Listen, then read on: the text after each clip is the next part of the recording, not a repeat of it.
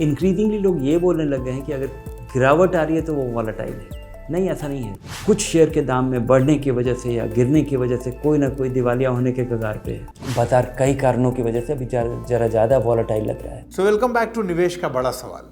देखिए, पिछले कुछ दिनों से मार्केट थोड़ा अस्थिर दिख रहा है।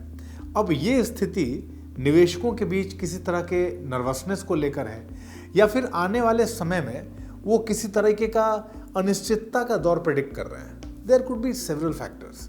अब ये इस वक्त देश में चल रहे इलेक्शंस की वजह से है या फिर इन चुनावों में लो वोटर टर्नआउट की वजह से या फिर इस समय जो जियोपॉलिटिकल सिचुएशन है या ऐसा कहें जियोपॉलिटिकल डिस्टर्बेंसेस हैं या उसकी वजह से है।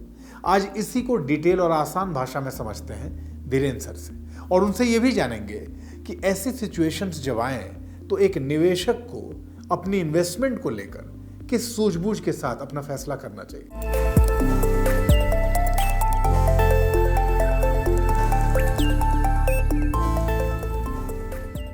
सर, स्वागत है आपका। आज सबसे पहले हम लोग आपसे ये जानना चाहते हैं कि ये जो मार्केट की अस्थिरता है यानी मार्केट वोलेटिलिटी, ये क्या है?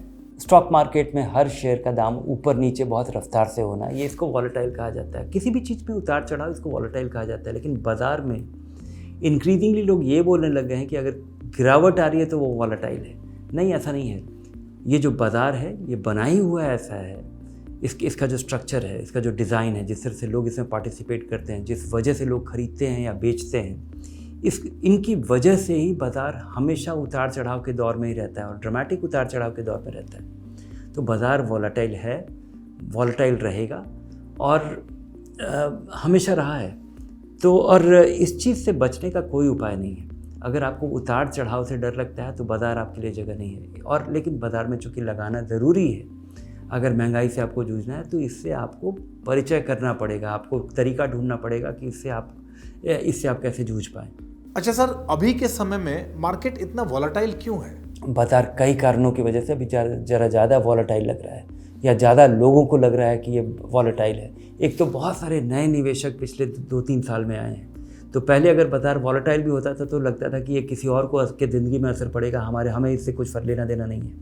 अब चूँकि बहुत सारे लोगों ने SIP किया हुआ है तो उन्हें लगता है कि अच्छा, इसका असर पड़ता है।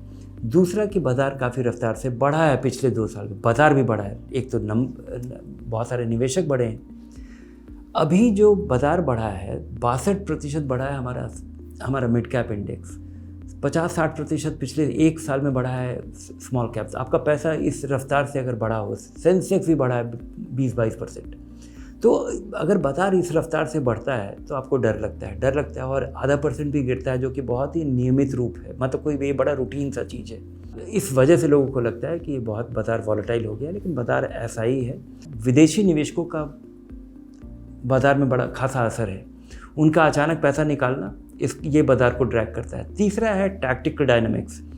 बाज़ार का एक साइकिल है और एक बाज़ार का एक अपना सिस्टम है जिसमें कि बहुत सारे लोग डेरिवेटिव्स में ट्रेड करते हैं और इनका सेटलमेंट होता है। अब बहुत सारे वीकली डेरिवेटिव्स भी आ गए हैं। अब हर एक फ्राइडे को बाज़ार में उतार चढ़ाव का दौर ज़्यादा दिखता है, क्योंकि कुछ शेयर के दाम में बढ़ने की वजह से या गिरने की वजह से कोई ना कोई दिवालिया होने के कगार पे है और उसका बाज़ार पे असर होता है उस दिन।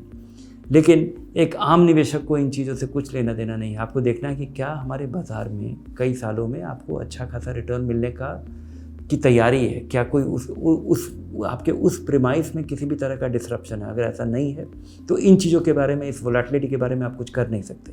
इलेक्शन के समय बाज़ार में भारी उतार चढ़ाव देखा जाता है, लेकिन इस इलेक्शन की वजह से मुझे नहीं लगता है कि बाज़ार में भारी उतार चढ़ाव होना चाहिए, क्योंकि जिस तरह का बाज़ार का एक्सपेक्टेशन है, अगर उसमें किसी तरह का डिसरप्शन हुआ तब उतार चढ़ाव होना चाहिए, जैसा पहले हुआ है।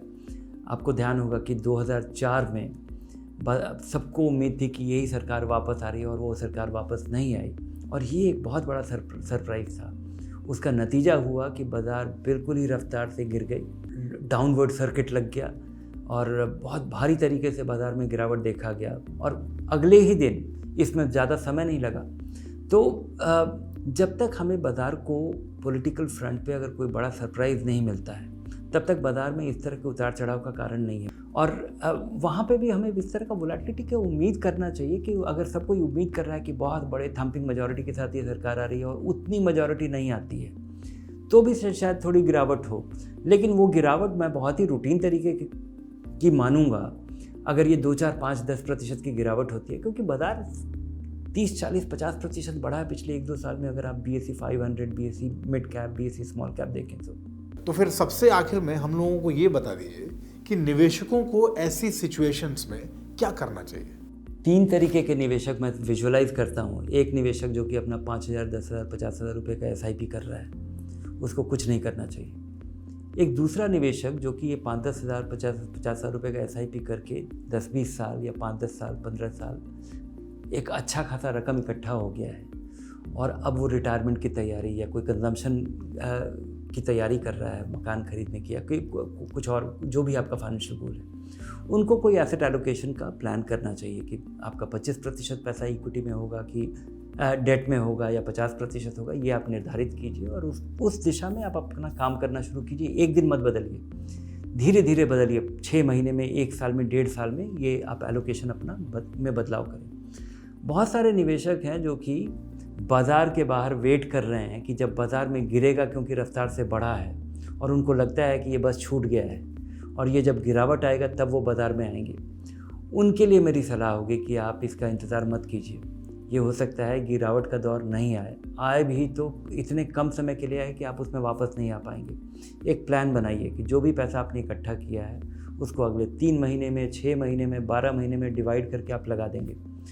और अगर ये बहुत भारी रकम नहीं है तो तुरंत लगा दीजिए, और बशर्ते कि आपका ये पैसा कई सालों के लिए लगने वाला हो। बिल्कुल सर, क्योंकि इस समय में अलग अलग तरह की बातें और अफवाहें मार्केट में फैलाई जा रही हैं और लोगों के बीच अपनी इन्वेस्टमेंट्स को लेकर क्या करना चाहिए इस दुविधा को डिस्कस कर रहे हैं लोग, और आपने उनके मन में चल रहे हर प्रश्न का उत्तर दे दिया, तो इसके लिए आपका बहुत बहुत धन्यवाद। और धनक वैल्यू रिसर्च हर बार यही कहना चाहता है आपसे कि आपके मन में भी अपने निवेश को लेकर, अपने इन्वेस्टमेंट की प्लानिंग को लेकर कोई भी सवाल हो तो धनक से बेझिझक और बेधड़क पूछ लीजिए और अपने प्रश्नों के उत्तर के लिए धनक को आज और अभी सब्सक्राइब कर लीजिए।